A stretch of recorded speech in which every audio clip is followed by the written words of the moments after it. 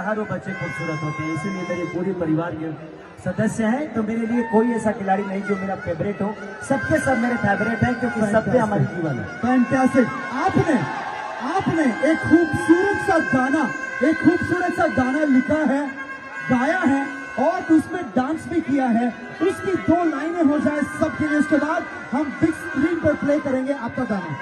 वो number 1 trending भी कर रहा है, उसका टीजर भी ट्रेंड कर रहा था। यस, नंबर 2 पे टीजर है, नंबर 1 पे गाना ट्रेंड कर रहा है। थैंक यू सो मच मेरी ऑडियंस को कि आप लोग इतना प्यार।